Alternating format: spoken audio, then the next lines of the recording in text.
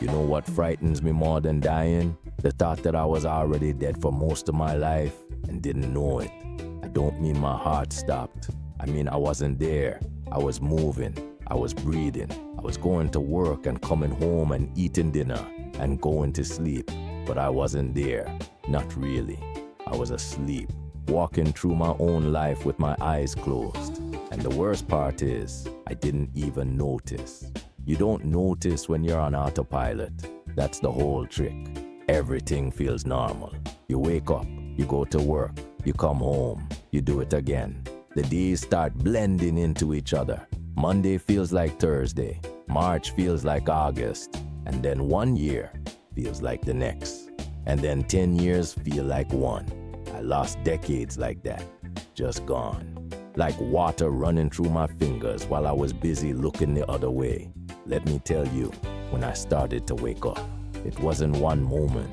I wish I could tell you there was lightning and thunder and God spoke to me from the clouds. That would make a better story, but the truth is I woke up in pieces, small pieces, over years. The first piece was a morning in 1994. I was driving to a job site in Spanish Town, same road I'd driven 1,000 times. And I realized I couldn't remember the drive.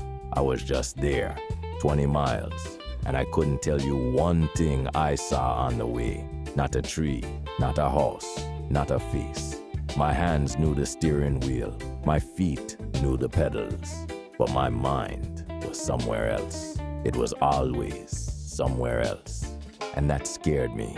Not the driving part, the realization that I'd been living that way. Not just on the road, everywhere.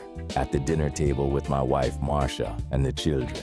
My body was in the chair, but my head was on tomorrow's job. At church on Sunday, I was calculating costs in my head while the pastor was talking. My son Michael would tell me something about school, and I'd say, "That's good, son," without hearing a word he said. I was present in the room, but absent from my own life. The second piece came from my friend Fitzroy. Fitzroy was a plumber, worked just as hard as me, maybe harder. We used to sit together on Friday evenings and drink a beer and talk about work. That's all we ever talked about, work. Which jobs were coming, which clients were difficult, how much we were owed. Two men sitting in paradise, surrounded by mountains and stars, talking about invoices. One Friday, Fitzroy didn't come. His wife called and said he'd had a stroke. He was 54 years old. He survived, but he couldn't work anymore. Couldn't hold a wrench. Could barely tie his shoes. I went to see him a month later. He was sitting in a chair in his living room, thin as a stick, television on, but he wasn't watching it. And he looked at me with these big, frightened eyes. And he said, "Winston, I wasted it. I wasted every drop of it." I asked him what he meant. He said, "I can remember every job I ever did, every pipe I ever fitted, every invoice I ever sent, but I can't remember my daughter's first word. I can't remember what my wife and I talked about on our wedding night. I was there for all of it, but I wasn't really there. I was thinking about the next job. That was my face. I was looking at my own face in another man's body, and I was terrified. But even then, I didn't fully wake up. I went back to work the following Monday and did the same thing, because autopilot is comfortable. It doesn't require anything from you. You don't have to think. You don't have to feel. You just move forward and let the current take you. It took Marcia dying to shake me out of it completely. When she passed, I sat still for weeks, and in that silence, I started to remember things. Not the big things, the small things, the things I had sleepwalked through. I remember that Marcia used to hum while she cooked every evening, this little tune, almost under her breath. And I realized I never once asked her what the song was. I heard it 1,000 times and I never asked because I wasn't listening. I was there, but I wasn't listening. I remember that my daughter Sharon used to leave wildflowers on the kitchen table when she was small. She'd pick them on the way home from school and arrange them in a little glass jar, different colors every time. And I'd walk right past them without saying a word, not because I didn't care, because I didn't see them. My eyes were open, but I was somewhere else. She stopped doing it eventually. Of course she did. What child keeps leaving flowers for someone who never notices? I remember that my youngest son, Junior, asked me to teach him to play dominoes when he was 9 years old. I said next week. I never did it. He learned from his friend's father instead. Another man taught my son the thing he asked me to teach him because I was too asleep to say yes.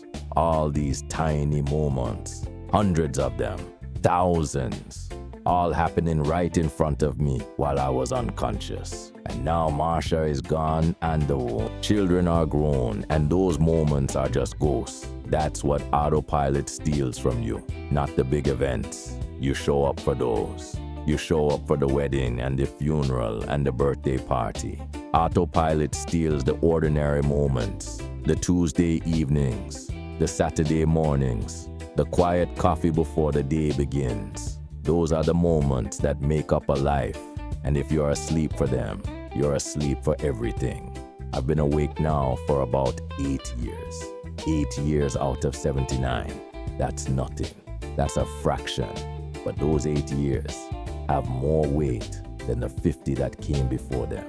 Because when you're awake, everything is different. The coffee tastes different. I drink the same Blue Mountain coffee I've been drinking for 40 years, but it tastes different now because I'm actually tasting it.